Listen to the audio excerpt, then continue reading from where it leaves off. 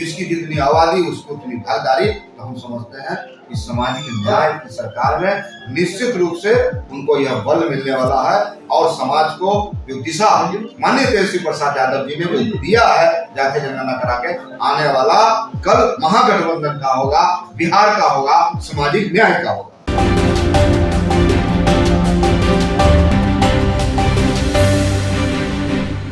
नमस्कार, मेरा नाम अनूप नारायण सिंह है और आप प्रगति लाइव के डिजिटल न्यूज नेटवर्क को देख रहे हैं। हम हैं पटना में राजद प्रदेश कार्यालय में और हमारे साथ हैं मोरवा से राजद के लोकप्रिय विधायक रणविजय साहू जी, जो राजद के प्रधान महासचिव। नए साल में चुनावी साल है, इस कारण से कई सारे समीकरण बन बिगड़ रहे हैं, पर राजद ने पूरी तरह विकास को मुद्दा बना लिया है।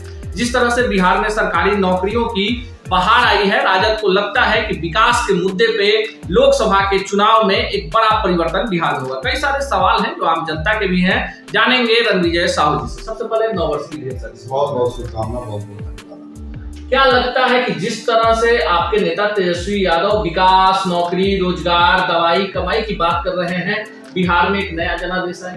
देखिए, निश्चित तौर पर जिस प्रकार से देश में भारतीय जनता पार्टी के तमाम नेता धर्म और जाति के नाम पर राजनीति करने का काम कर रहे थे, माननीय तेजस्वी प्रसाद यादव जी ने बिहार में जो मुद्दों की बात की, आज लोग रोजगार की बात की, पूरे देश इनको देखने का काम कर रहा है। और हमें लगता है कि आने वाला 2024 में मुद्दा निश्चित तौर पे रोजगार का, और जिस प्रकार से राज्य सरकार लाखों लोगों की नियुक्ति कर 13 तारीख को भी नियुक्ति जी, तो कहीं ना कहीं देश को इस प्रकार का माहौल बन रहा है जिसमें तेजस्वी प्रसाद यादव जी नौजवान है, युवाओं की चिंता करते हैं, बेरोजगारों के हिमायती हैं।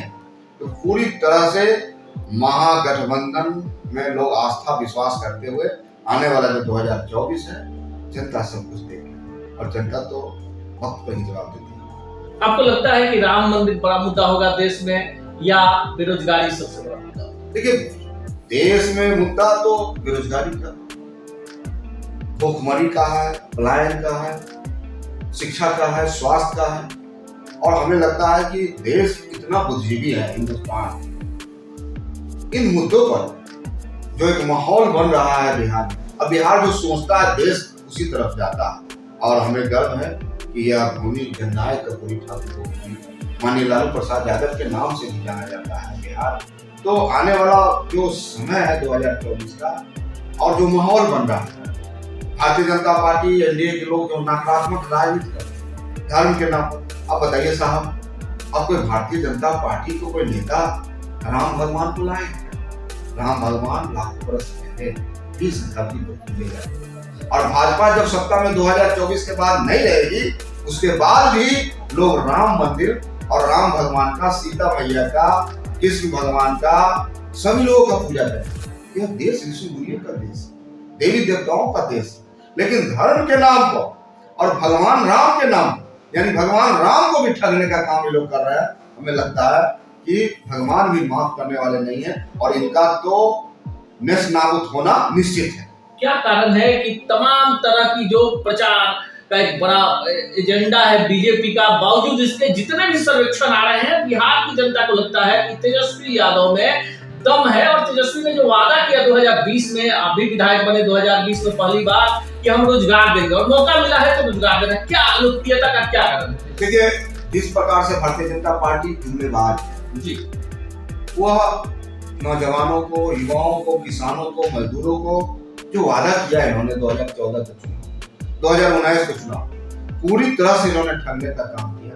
तेजस्वी प्रसाद यादव, आपको याद है 2020 के इलेक्शन में तेज रफ्तार तेजस्वी सरकार, और पूरे बिहार में एक हेलीकॉप्टर से पूरे बिहार में दौड़ा कर रहे थे, घूम रहे थे, और देश के माननीय प्रधानमंत्री जी स्वयं इस बिहार के चुनाव का संचालन कर रहे थे, इस हेलीकॉप्टर में। तो तेजस्वी प्रसाद यादव भी वो प्रतिभा है, वो टैलेंट है कि आज नौजवान उनको एक आशा भरी निगाहें से देख रहे हैं। और उन्होंने मुद्दों की बात, उन्होंने कहा कि मैं प्रथम कैबिनेट में 10 लाख नौजवानों को रोजगार दिया, और बिहार की महान जनता जो मैंडेट दिया, 80 एमएलए जो मैंडेट दिया, तेजस्वी प्रसाद यादव जी ने निर्णय लिया कि मैं बिहार के सेकंड कुर्सी पर रहूंगा, फर्स्ट कुर्सी पर माननीय नीतीश कुमार जी को बैठाने का काम किया और जो वादा किया था उस वादा को पूरा करने के लिए इन्होंने पूरी तरह से एकजुटता और गठबंधन बनाया, जो महागठबंधन का स्वरूप है। और यानी इनकी कथनी और करनी में कोई अंतर नहीं। ये जो बोल रहे हैं, इनका उम्र है 34-35 साल, पूरा राजनीतिक भविष्य इनका सामने बड़ा हुआ है। तो हम समझते हैं कि हमारे माननीय नेता जो बोलते हैं वो करते हैं। और भारतीय जनता पार्टी के तमाम नेता, खुद प्रधानमंत्री जी, गृह मंत्री जी जुमलेबाजी करने का काम करते हैं, ठगने का काम करते हैं। तो काट के हारी बार बार नहीं जाती, एक ही बार चलता है, तब इनका जाना तय। आखिरी और सबसे अहम सवाल, बिहार में जातीय सर्वेक्षण और आर्थिक सर्वेक्षण आपकी सरकार, महागठबंधन सरकार ने करवाया है। आपके नेता कह रहे हैं कि 1 लाख जो गरीब परिवार हैं जिनकी आय 6,000 रुपए से कम है, उन्हें 2 लाख रुपए देंगे, भूमिहीनों को मकान बनाने के लिए जमीन देंगे। इसको आप कितना कारगर मानते हैं? क्योंकि आप जमीन से जुड़े नेता हैं, अपने क्षेत्र में भी काफी सक्रिय हैं, पार्टी ने भी बड़ी जिम्मेवारी दी है। ये कितना बड़ा मील का पत्थर बिहार के गरीबों के आर्थिक दशा को सुधारने में सहायक होगा? देखिए, जातीय जनगणना जो आज बिहार में हुआ, और हमें गर्व है कि हम बिहार के रहने वाले हैं। और महागठबंधन की सरकार ने जो निर्णय लिया सर्वसम्मति से विधानसभा से पारित करने के बाद, और बिहार अपने साधन से ये जाति जनगणना कराया।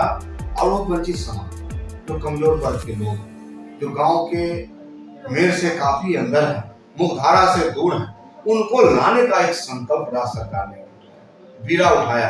आज जो संकलन हुआ है, जो डाटा कलेक्ट हुआ है राज्य सरकार के पास, हमें लगता है कि आने वाला समय में सत्ता से लेके शैक्षणिक व्यवस्था से लेके सब चीजों में उन डाटा का सही प्रयोग होगा। और जिनका जो अधिकार है, यानी लोहिया जी ने जो कहा, जिसकी जितनी आबादी उसकी उतनी भागीदारी, तो हम समझते हैं इस सामाजिक न्याय की सरकार में निश्चित रूप से उनको यह बल मिलने वाला है। और समाज को जो दिशा माननीय तेजस्वी प्रसाद यादव जी ने वो दिया है जातीय जनगणना करा के, आने वाला कल महागठबंधन का होगा, बिहार का होगा, सामाजिक न्याय का होगा। यह है रणविजय साहू जी, और इनका मानना है कि बिहार में जिस तरह से सरकारी नौकरियों की बहार आई है और जिस तरह से विकास एक बड़ा एजेंडा बना है, ऐसे में कहीं ना कहीं 2024 के लोकसभा चुनाव और 2025 के विधानसभा चुनाव में महागठबंधन बड़ा कमाल कर पाएगी। मिलेंगे ऐसे ही तल्ख सवालों के साथ किसी अन्य शख्सियत से इसी चैनल पर, इसी कार्यक्रम में। तब तक के लिए दीजिए विदा, नमस्कार।